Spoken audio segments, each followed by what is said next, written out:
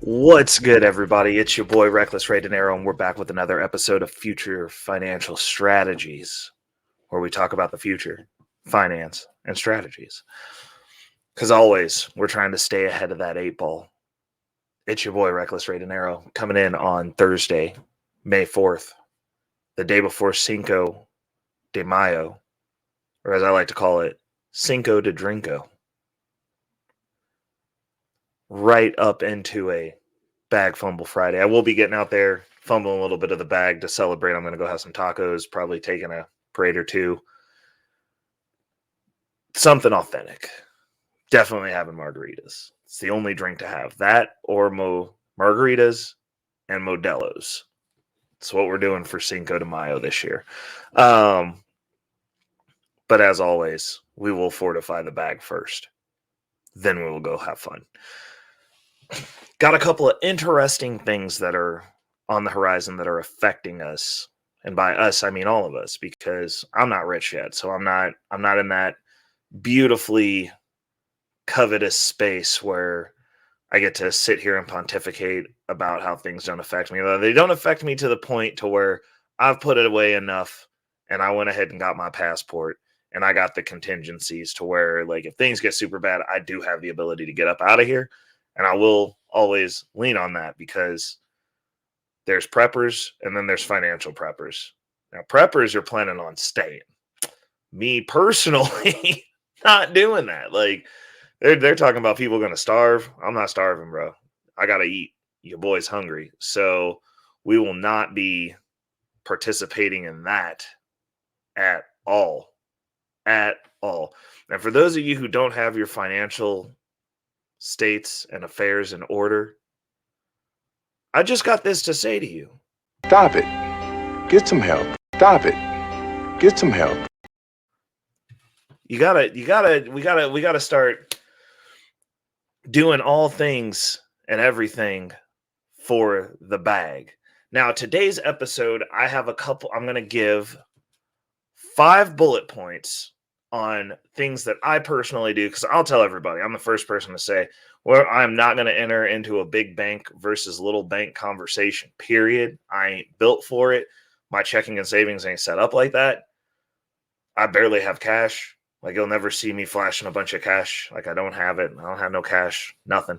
Because I like to be as cash poor as possible. Like, if you're holding large amounts of cash right now, I'm looking at you sideways. I'm looking at you like you're stupid. I'm thinking, stop it. Get some help. Stop it. Yeah, I feel like you need help if you're sitting on a lot of cash. And I'm not saying like cash like in your bed. I'm saying like cash in your bank account. Like that is not the play right now, like in my opinion. So we'll jump right into it. Obviously, before we do that, little quick shout outs. We got some new family members. We got some new people entering the tribe. We got a tribe over here. We the dog pack, right? Because them wild dogs have an 80% success rate when they out hunting. We're not lions over here. We are dogs. We get into these dollars.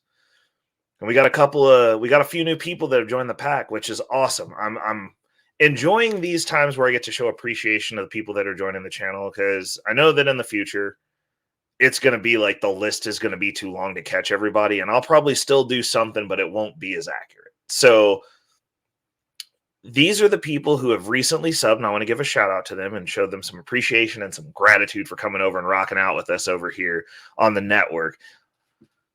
Brooks 420. Now, I remember distinctly, I was over on Breaking Fetters, which I will be doing some shout outs and some Rose shows where I shout out some other channels and some content creators whose content that I participate in and or take in. And, I was over there and Fetters was giving me the what for as a stranger over on the platform. I dip in and out of platforms. I got a weird schedule, so I don't get to be over on places that I want to support as much as I want to, because unfortunately, when you're doing things, you're not online all the time. So he's giving me the what for, but he gave me a shout out, which was dope. So he gave my channel a shout out, and one of his moderators, Brooks 420, came over and was like, I'm going to give you a sub, and give you a shot, see what you're about. So Brooks 420, welcome to the pack, welcome to the family. I hope you find some value in some of the stuff that I'm doing over here. If you haven't checked in on my live panels, definitely should. I would definitely want Fetters, if he is available, to check in and tap in on one of the lives too, because I feel like the environment that I've set up and the way that I run the panels, we could have some good conversations. There'd be some people that he would be interested in connecting or talking with, which is basically the gist of what I'm trying to build. I just want to be able to network people. Twisted Tats. I don't have a backstory for Twisted Tats, but welcome to the family. Happy that you're here. Jermaine James, welcome to the family. Happy that you're here, rocking out with us. Yipma Baruya. And I hope I pronounced that right. If I didn't, definitely hit me in the comments and correct me, because I don't like mispronouncing people's names. I feel like it's disrespectful. But I'm happy that you're here. Thank you for tapping in with me. Now, let's get to the meat, the crux. We're gonna do the plays, the things, 5 things that I do to stay cash poor.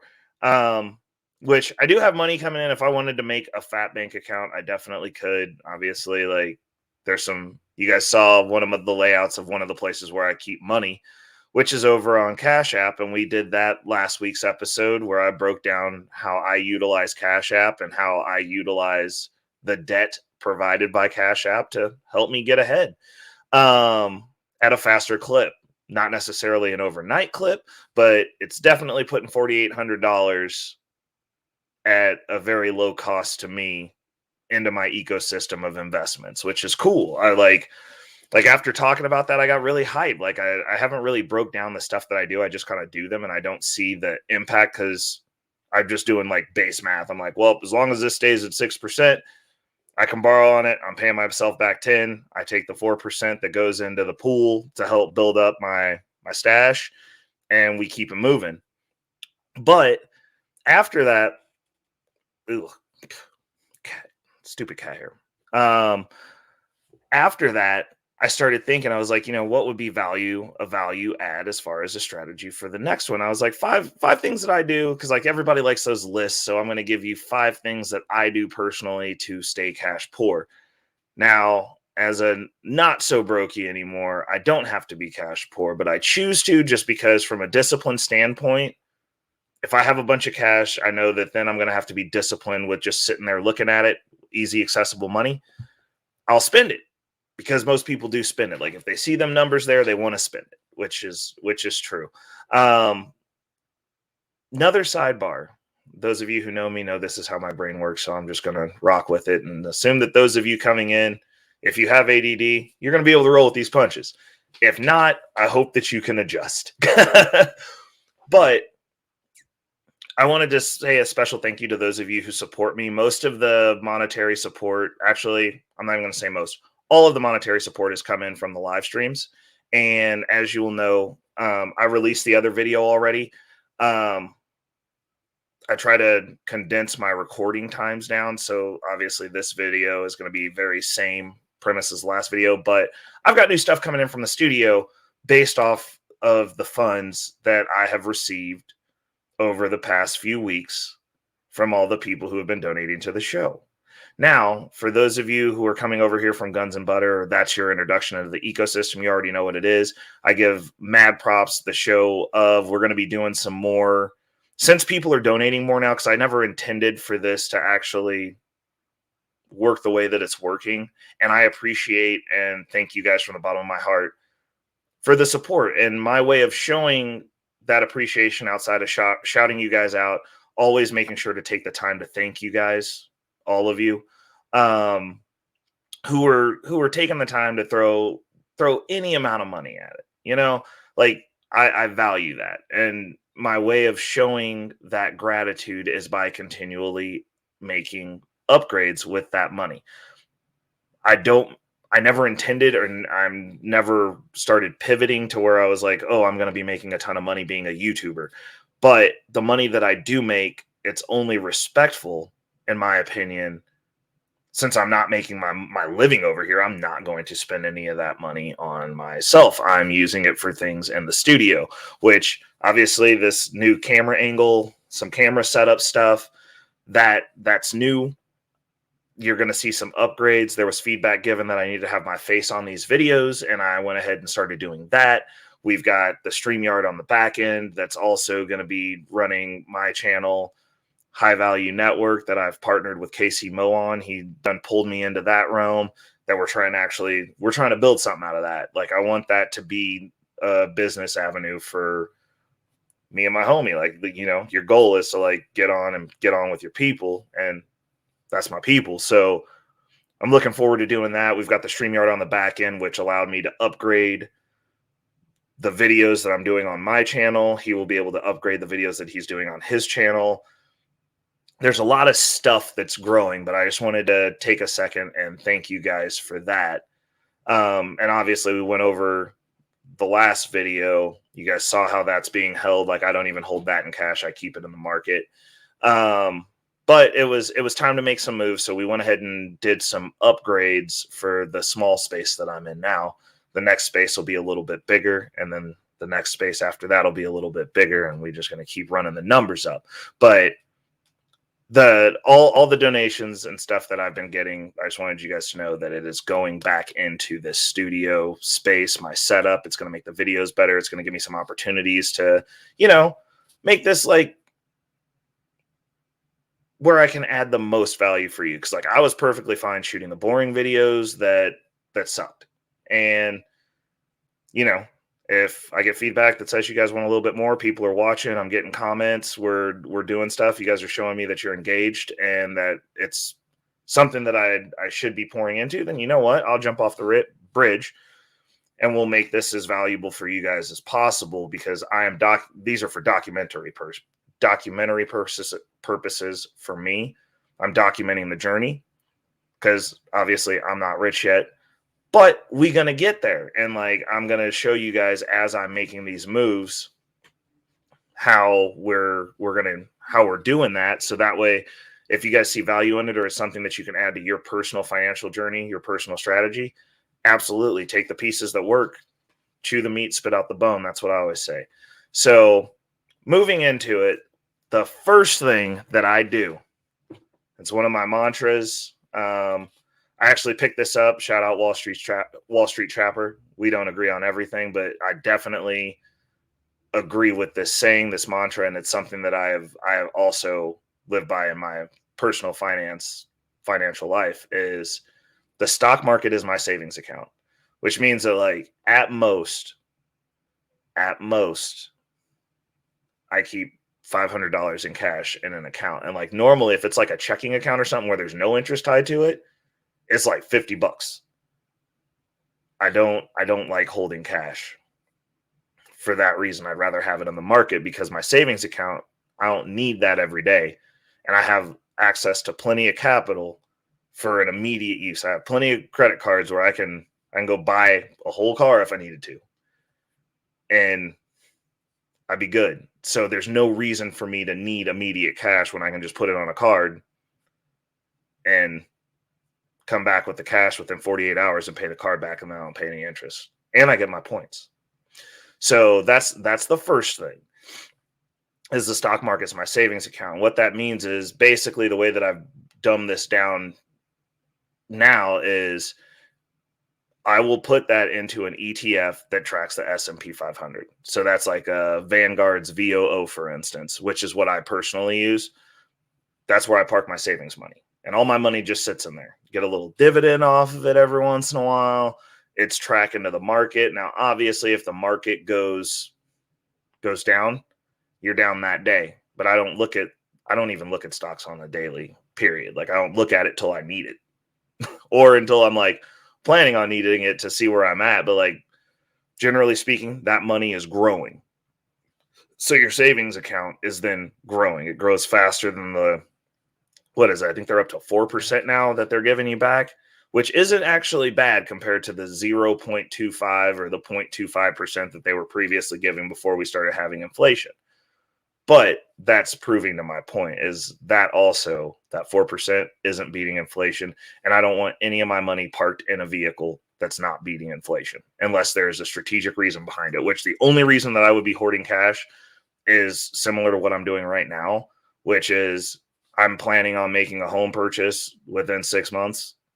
Roughly, it's like 6 or 7 months. It's under a year. So I'm hoarding part of that is being held in cash at this point as we're moving closer to that purchase, which is another thing. It's going to be the next one that we talk about, which actually this will be a good segue.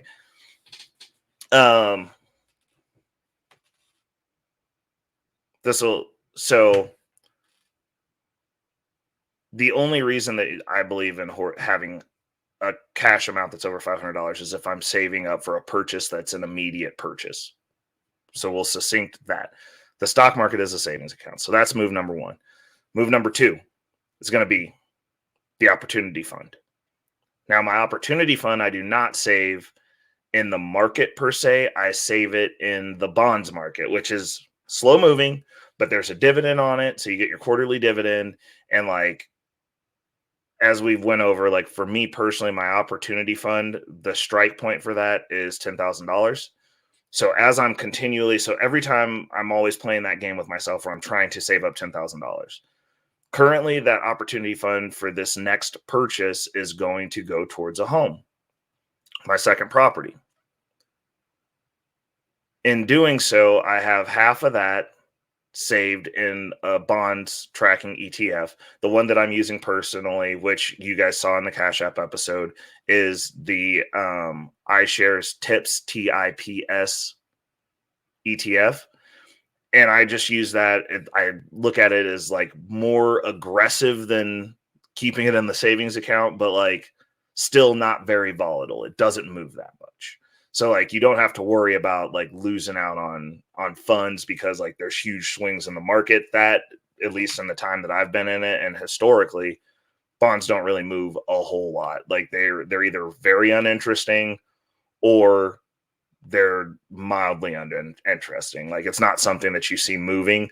But for that style of savings, like since it's such a tight window, I didn't want to put all of that money in cash. So I saved up I'm under $5,000, but like I'm still kicking money over into it on the Cash App side when I'm pulling the $400 out of that loan to go into crypto. So like there's still some money going into that account, but I wanted it to level off at about $5,000, which would be half of the $10,000. And then the other half I am currently building in cash, which counts as a cash holding, but it's a cash holding that is getting ready to be deployed towards a large purchase. an investment opportunity, if you would. Now, if I end up pushing my timeline back, like if I don't hit my goals or the market's not where I want it to be, or I'm not sure, can't put a deal together, and I'm going to wait another 12 months, that $5,000 that's in cash is going to get moved over into a longer term play that will either be either an ETF tracking bonds, or it will go into the market, which would be that VOO position. Stock market is a savings account. If I know I'm going to be 12 months out, I'm getting those quarterly dividends, because like that's still a little bit of money. It's like, $10, something like that, but like that's 40 or $50, which apparently now we get to help. That's going to be an extra, that'll be the first year's or the first month's finance charge for subsidizing people who shouldn't be getting houses. So, it all adds up. Now, play number 3 is crypto. Now, this is like, there's 2 plays that run off of this, but we're gonna split them up so that there's a good break in between them. So, crypto is a hypercharged growth account, in my opinion. And when I say crypto, I'm saying like the boring stuff, like just parking it in Bitcoin and just letting it sit.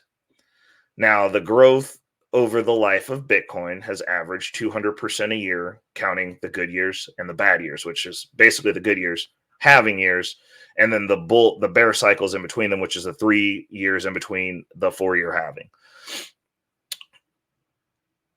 Parking it there, I prefer to have it there than in cash.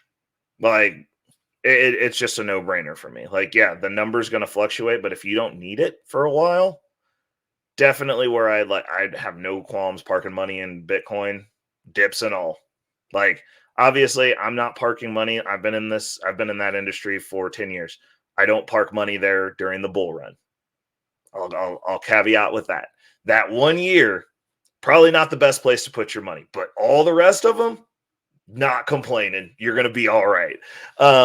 In my opinion, at least in my personal experience, because I do keep a lot of money in crypto. I mean, I would dare say, even though I'm fighting to backtrack this, that like over 70% of my wealth is in crypto, probably, if I was to like actually break that out, because I've put so much money in there. And, bull run years, like I said, like I'm an advocate. I diversify into what I would consider real world assets, because when I first got into crypto, everybody was like, that's pretend money. It's not real. But my house is, my car that's paid off is, that debt that's gone is.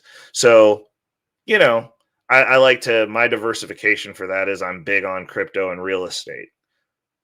So those are the 2 things that I'm always looking for, crypto and real estate. So I consider that like a hypercharged, slightly more volatile, depending on when you need the money, savings account.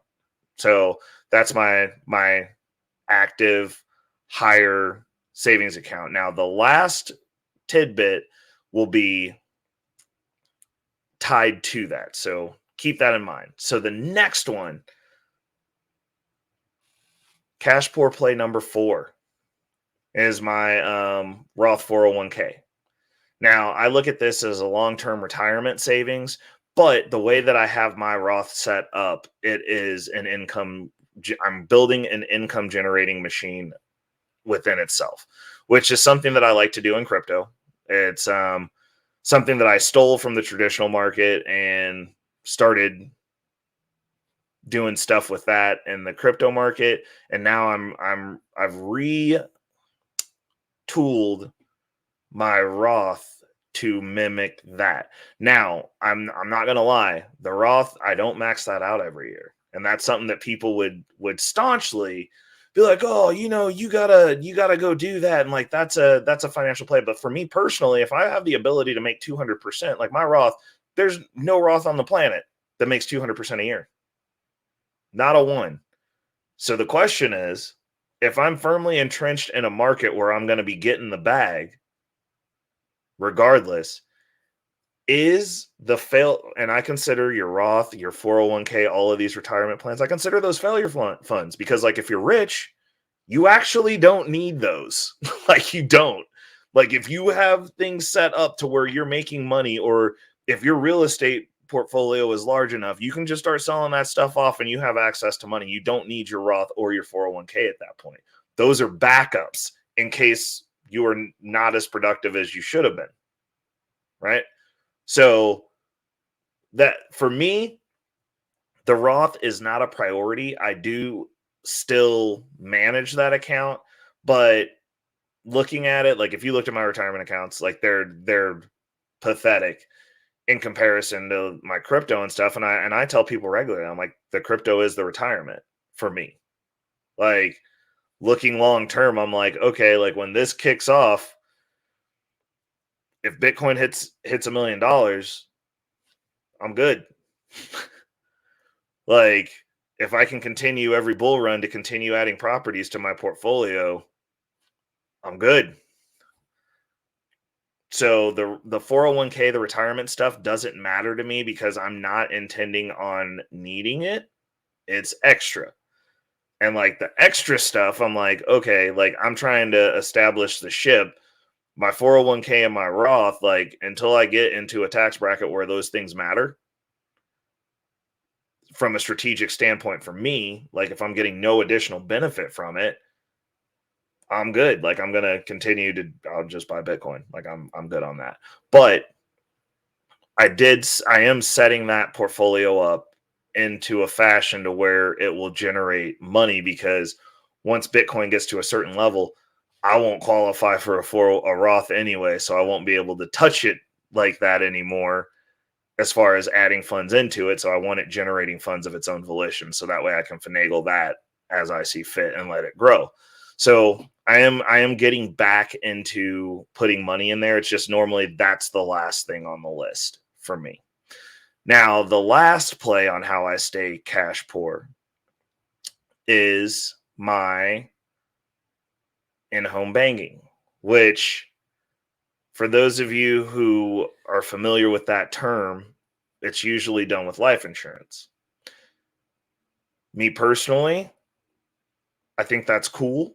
It's a slow roll. You got to like give money to it for like basically 7 years, or you got to get like a certain amount in there before you can start drawing on it. So I figured out how to do it with crypto, and and basically that's the gist of it. It's the same premise. It's just the backing financial is different. So instead of borrowing from my life insurance, I can borrow against my crypto. It's the same premise, except for the crypto grows much faster. So I'm a heavy. Actually, I wouldn't say I'm a heavy leverager. I am a tactical leverager. And anytime I can get some stuff for 0 interest and pay myself back 10, that's awesome. Because like my personal, like if I'm borrowing money, 10% is what I charge myself.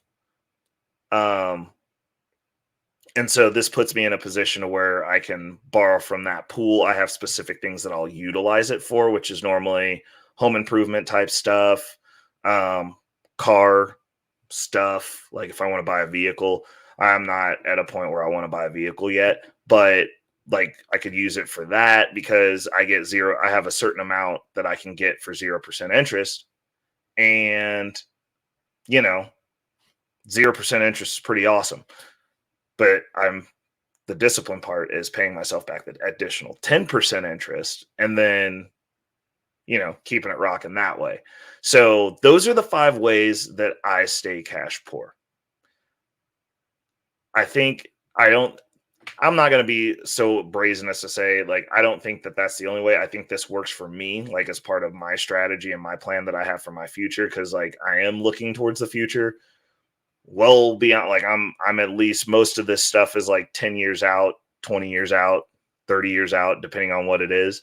And, I did the math on it, and that's just the way that I see fit. But there's multiple tools that you can use. But if you're sitting on high amounts of cash in your savings account in dollars, or in your checking account in dollars, I don't think that that's the greatest place for them to be. Now, moving over to the news stories. We're going to get back over here onto the computer. You guys can get me at a different angle. I call this the power angle because Ray's doing work. We're going to go ahead and kick this up. Move me down. Moody's downgrades 11 regional banks. This is their bank ratings, including Zion's, U.S. Bank, and Western Alliance. Now, I did a quick look. I need to actually probably start doing deeper dives on these, but I could not find the list of all the banks. But the fact that U.S. Bank is on there is wild to me. Like, that is crazy. So the war on the dollar from the government, just like I've said before, they're going to knock these regional banks out, and then you're going to just be stuck with the big boys. And then after that, the Fed's going to knock the big boys out because they're going to be like, banking's not safe. You should just go straight through us and just not have banks. And then they're going to control all of your money.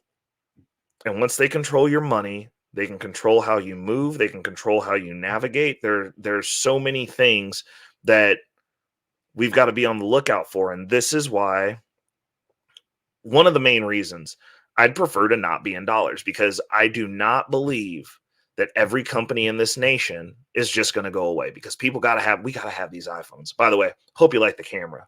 Hope you like the new video feed, because this looks noticeably crispier than my laptop camera, which last week when I initially put myself in the videos with upgrades, I upgraded. Then I upgraded again because I realized I've been looking at my cell phone panels. I was like, I don't like the angle. The video's not crisp. And so I figured out how to hook up this phone and use the phone for the camera. And let me tell you, I am digging this. It's new. It's fresh. I'm crispy. I'm glistening. I'm hydrated. I love it. So, but I don't believe, like, we need these iPhones. We need these MacBook Pros. We need these nice things. I need these microphones. And looking at that from that perspective, the thing that keeps coming to mind is those businesses won't go away. Whatever they're valued in could change, but like the phones, like if the dollar completely debases, they take it away and replace it with something else. Those tangibles aren't going anywhere. The tangibles aren't leaving. They have value in and of themselves. The power company doesn't go away because now we don't have dollars. They're just going to get paid in whatever the next thing is. So when we have this level of volatility and like we're blatantly going through some sort of transition of the dollar not being what the dollar once was and ages old and what it was that we've known, we're going to have to be looking forward. And so that's the reason, for me, forward is crypto. Forward is tangibles. I want my money tied to the market. I want to be in the S&P 500. The top 500 companies, if the dollar went away tomorrow, all 500 of those companies aren't going away. I don't think crypto is going away. If the dollar goes away tomorrow, we don't need dollars for crypto to exist. We don't need dollars for Apple to exist. We don't need dollars for your vitamins, the vitamin store to exist. They just need to get paid in something that we've all agreed upon has value and that we're willing to transact in. Now, from the banking perspective, this is the other reason that I don't keep a lot of money in the bank. Because if it's in the bank and the bank goes poop and goes away or crashes, now you're in a situation where you don't have access to that money should you need it. So I like to shield myself and be in the market, because the market doesn't go away. Like you're still going to have your stocks. You're still going to have the assets that you held on to.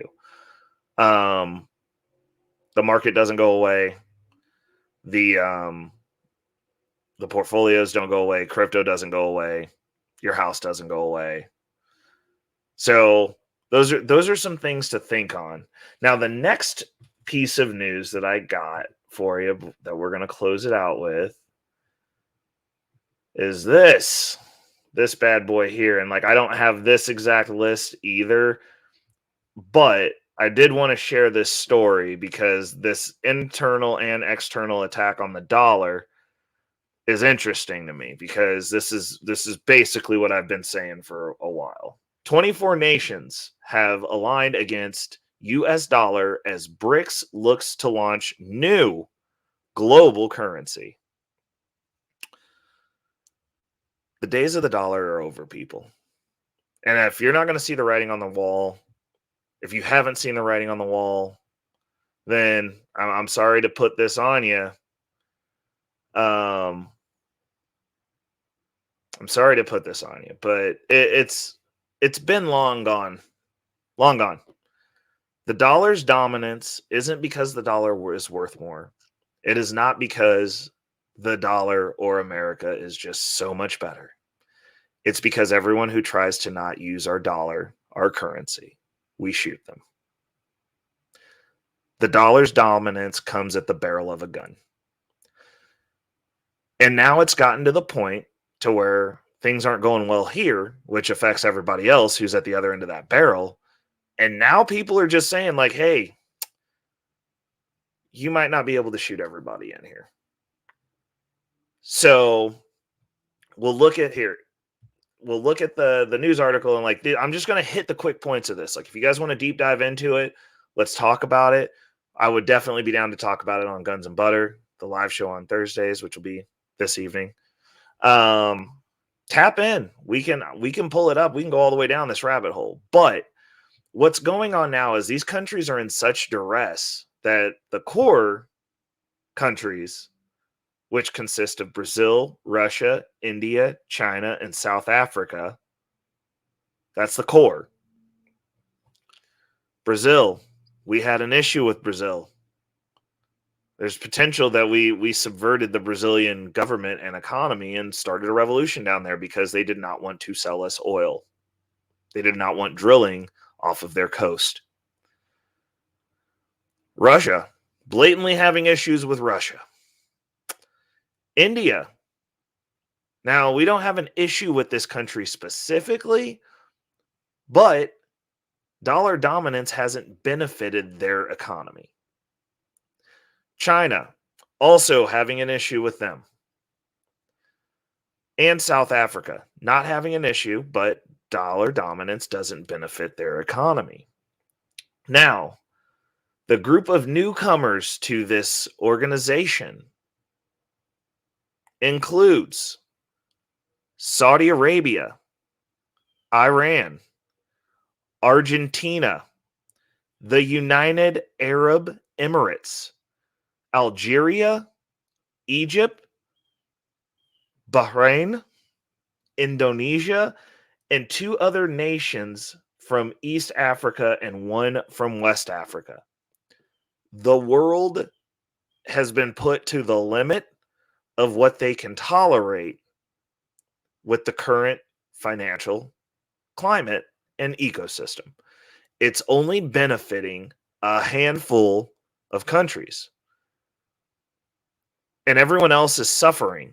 And anytime there's any type of, hey, I want to navigate a little bit different, I want to do something different, in comes either the sanctions, where they mess up their money so that they can't move the way that they need to move to continue to improve their countries, or we go give them some freedom. And like, people are not playing that game anymore. They're looking for something different on the back end that, like, hey, maybe they can benefit from. And unfortunately, we have positioned ourselves to where we are not that sanctuary. We are not that safe haven to provide them those opportunities, because the only policy that we have as far as foreign policy is, if you don't use the dollar, we're going to come over there and liberate your country, like it or not. And that don't work with people anymore. Like, people are starting to ignore us. They're starting to pivot other directions.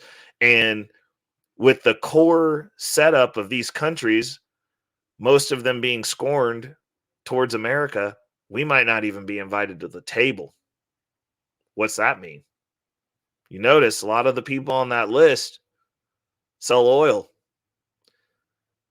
You notice that there's been a mad push within our government to shift everything to electric, because I think that they know that this writing is on the wall. And if this happens, we're going to have problems getting oil, which is why they're trying to force everything to be all electric, even though we don't have the infrastructure for it. So, you know, it could be tinfoil hat talk, but it's something that people should probably think about when everybody in the BRICS alliance sells us oil. And the core of the alliance doesn't really like us that much. That like we might be going through some hard times. There might be some hens coming home to roost as far as how we've utilized our foreign policy and how we've utilized our sanctions. There might be some of these countries might want to get their licks back. And considering that we use a lot of oil because we don't have the infrastructure to make everything all electric at this time, nor have I seen any of that infrastructure going in, nor have we made that pivot either. They've just told us, oh, we've got X amount of time to get everything electric, and where's the grid stability? Where are we getting energy from? Where's any of that stuff? We need that stuff. And then I can be all on board with it because electric stuff is cool. I think it's cool. But I think this is probably a good part of that reason, looking back at how they have these firm deadlines for a bunch of places and they're trying to shift all the cars over immediately. Probably because they're going to be cutting our oil supply off. And considering that our oil is not nationalized, it's corporations, and we're drilling oil here that doesn't stay here. We can't even use our own oil because those companies ship it across the ocean because they can charge more, which means that our oil has to come from across the ocean, which most of that's going to be these countries that are in the BRICS alliance that also don't want to mess with America no more, that are mad at America probably. They're probably going to raise the prices. Something to think on. And we're going to close it out with that. I'm loving how these I got these camera angles and I can't see myself, so I just be ranting and I don't see how long I've been talking for. But I'm liking that we're getting longer episodes. So I hope you guys are definitely enjoying this. I hope you're getting as much value out of it and having as much fun as I am. Bringing you the information. I hope you guys are preparing for what's coming. I hope you're reading the writing on the wall and moving your finances into a position to where we can navigate through these waters, because it is going to be chaotic, but within chaos is opportunity. And the goal of this specific channel and this playlist is to line out some of those opportunities and share with you some of the moves that I'm making on my ascent, so that way you can implement some of these strategies, because I'm not trying to get rich by myself. And considering I'm not rich yet, it's always fun to have that journey with other people and to be able to share that information and collaborate with other people that are on the same journey, on the same mission. So again, I can't tell you guys how much I appreciate you. Ways to support the channel, as always, there's monetarily, Cash App's up there at the top. The banner down here for supporting the other channels that I'm a part of are down here at the bottom. You've got in the description, there is a link tree with all of my contacts for those of you looking to collaborate or any of that type of stuff. You can email me, recklessraydinero@gmail.com. Always down to shoot the stuff. A lot of times I'll meet people on panels and, we'll collab on stuff. Obviously the topic's a little bit different, but as much as I like talking about all the other stuff, like actually, I just like talking about stuff with people and, having the meeting of the minds. I like having those conversations. So for sure, like, share, subscribe, because like I said, over in this pack, there's always room for more. Dog packs are very large, unlike lion packs, which are very small. It's probably why they're not efficient at catching their prey. But we have an 80% or better efficiency rating over here. So we're always looking for more people to join the dog pack.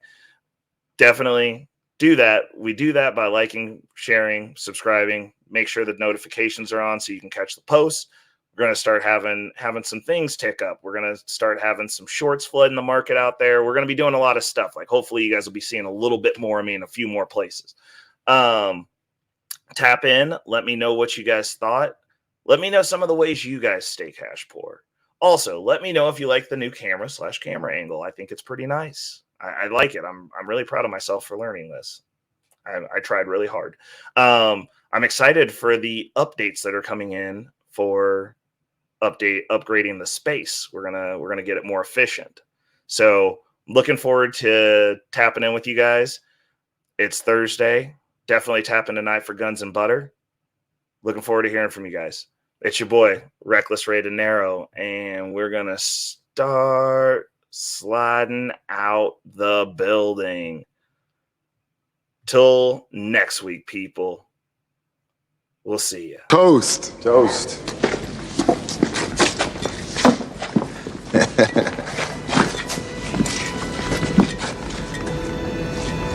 Money will come and go. We know that. But the most important thing in life will always be the people in this room. Right here. Right now. Salute, mi familia. Salud.